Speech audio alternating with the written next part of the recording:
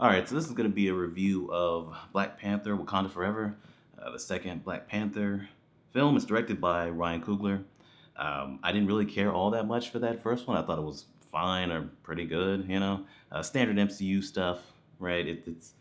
I thought the supporting characters were kind of weak. I thought some of the comedy, most of the comedy was not very funny. The fight scene at the end with Killmonger and T'Challa, one of the worst fight scenes I've seen in modern superhero movies. Down there with like Venom and stuff like that, where it's just CG nonsense. So there's that. But I really like Killmonger. I really like the character arc of T'Challa and even Wakanda. Opening up its borders, sharing its resources. Having like an outreach program type thing. Uh, I like that little character arc, that storyline. So there's still plenty of stuff to like about it, but ultimately, I didn't. I do think it is kind of overrated a bit. It's mostly the cultural elements, all black cast, fictional kingdom, this thriving fictional kingdom in Africa, and so that really resonated with people, especially black audiences. So here is the second one. Unfortunately, Chadwick Boseman has passed away. So the way they have that here is they pretty much kill him off in the beginning.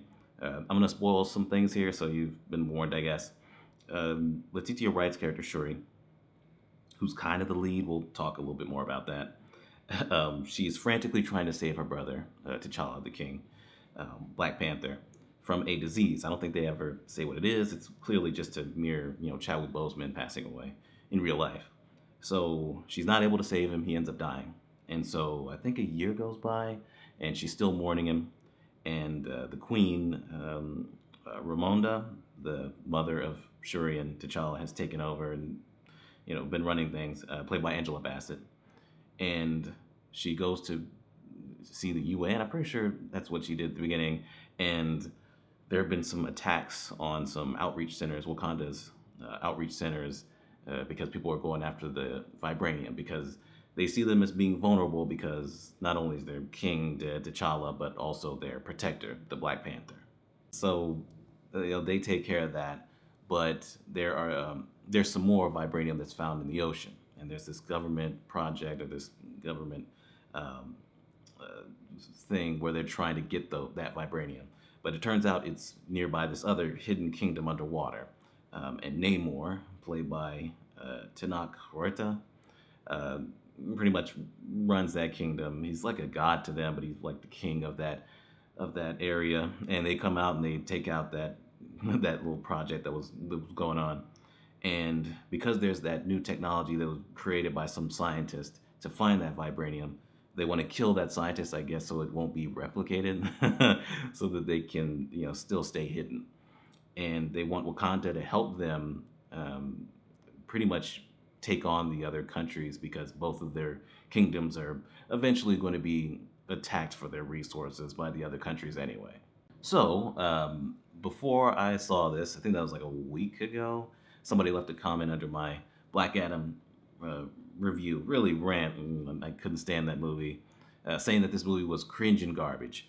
I don't think it's garbage, right? I think the movie is just fine. It's definitely got some problems, and it's not as good as that first one, but it's still watchable. It's got some good stuff. We'll get into that in a second. But yeah, there's only one cringe element, really one character that brings the cringe in spades, and we'll definitely talk about her. But positives. It's a good-looking movie, right? It's shot standard for an MCU movie. Wakanda looks really good. I thought the effects looked all right. Like the underwater stuff, with Namor, I thought that looked pretty good. Right? It definitely looks better than Aquaman, where it's like a fucking video game every time they go underneath the water. It definitely looked better than that. I thought it had really good costume design, same as that first movie. Really good costume design, whether it be the Wakandan, outfits or just the outfits that they're, in when they're in incognito when they come to the states to find that scientist. So really good costume design. They might get nominated for that again. I think they won. I think that first movie won for costume design at the Oscars. Maybe they'll win again. Performances all great. Lupita Nyong'o comes back as Nakia. I really like that actress, and she's great here again. Danai Gora, there's Okoye, once again, really good. I think she's probably the strongest of the supporting characters, just like in the first movie, even though I don't think the cast is all that great. Well, the cast is great, but not the characters, really. The supporting characters. That was one of my issues with the first one. Letitia Wright is also good. I have some problems with her, but we'll get back to that. Angela Bassett as Ramonda.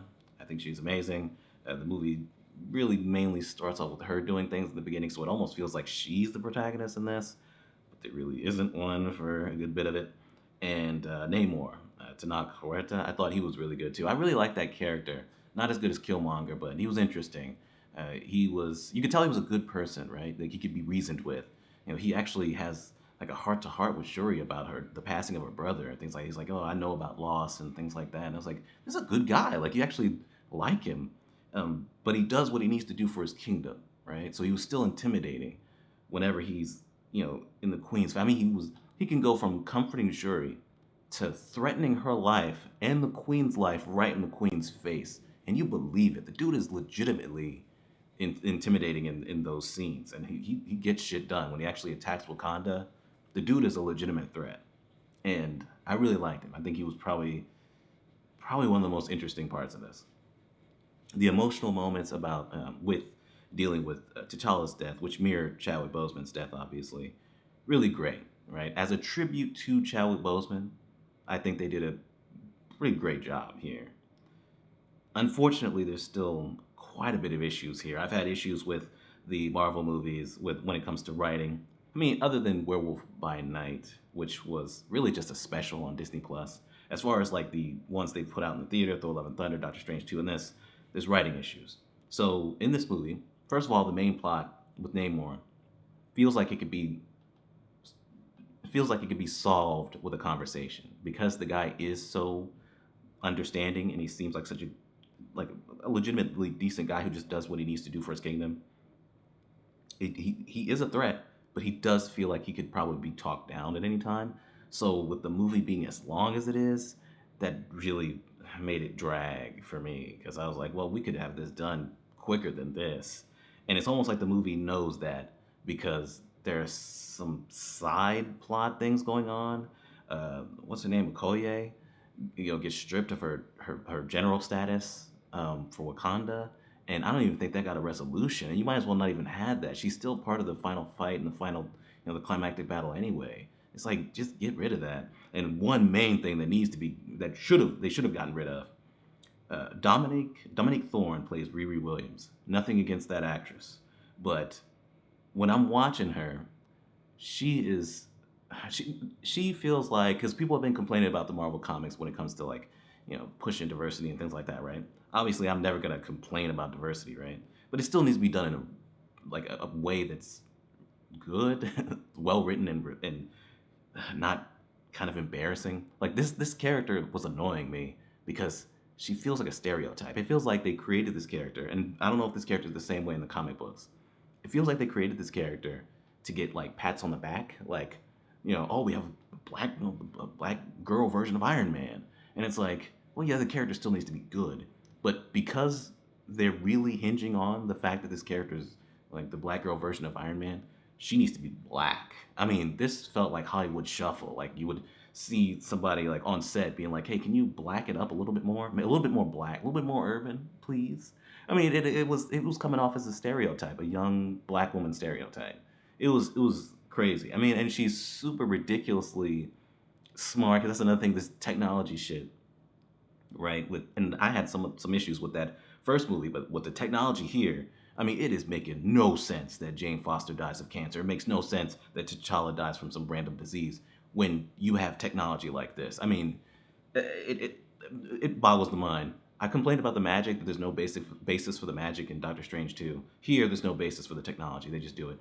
There's a quote or a saying, I don't remember it exactly, but it was like technology will get to a certain point where it's indistinguishable from magic. We have gotten there and passed there with this movie. I mean, it feels like they could just do anything. I mean, towards the end, when obviously, spoiler, Shuri has to become Black Panther. There are no Black Panther flowers or whatever left from the first movie, and then they got burned up. So she's able to just use her technology to recreate a magical flower. It's like, that's just. But Riri Williams, I mean, she's insanely smart, right? She's able to make an Iron Man suit. That's another thing. The jokes in this movie don't work. Some of them are funny, some of them are cringe.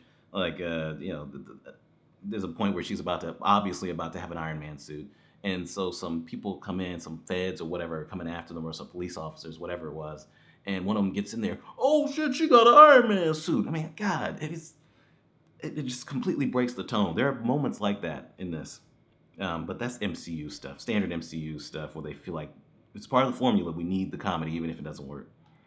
Um, it just the way she was talking, the way she was acting, I was like, it feels like too much of a stereotype. And she feels like she's from a whole other movie. I'm sorry, like the Riri Williams didn't work, and she's fitting that same mold that America Chavez did. And I liked America Chavez, even though she was a plot device, where you have the characters we already know, they have to protect that character, right? So they're almost kind of manipulating us into caring about a character that they don't have faith in, that we'll just care about them just because they're an actually interesting character. The main issue for me is that it's a movie essentially full of supporting characters, right? Like, none of them can really carry it. Shuri definitely can't, and she has to, mainly like the third act where she has to become Black Panther. It doesn't work. You essentially took a supporting character and just made it the lead because you didn't have your lead anymore. And I get that, you want to pay tribute to Chadwick Boseman and stuff like that, but for the quality of your movie, you should have definitely recasted T'Challa. I wasn't on the recast T'Challa thing, but after seeing this movie, you should have recasted it because it feels like a Black Panther movie without Black Panther in it. It just does. There's a giant hole in this movie just missing, and it's the protagonist, right? It feels like uh, uh, the original script was to have Zuri get kidnapped, be the scientist that found the vibranium, and have T'Challa be the one going back and forth with Namor to get her back. That's what it felt like the movie should have been, but it's not because Chadwick Boseman isn't here. It's just this movie would have automatically been better, probably on par with the first movie if you'd have recasted T'Challa. I mean, granted, if you'd have gotten somebody that's good in the role, but it felt like the lead character of this movie was just straight up missing. So that's it. That's Black Panther: Wakanda Forever. Uh, I'm I think it's just fine, right? It's got some bad writing here and there, but I like the emotional moments. The tributes to Chadwick Boseman. I like those. The action is fine. The performances are all great. I really like Namor. So I'm still gonna end up giving this a positive review. I'm gonna give it a good enough. But yeah, it's really just fine.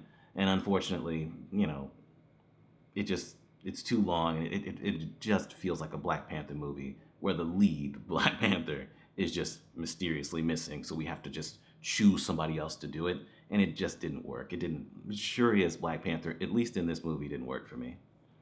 So yeah, that's it. Black Panther for Wakanda Forever, and we're done.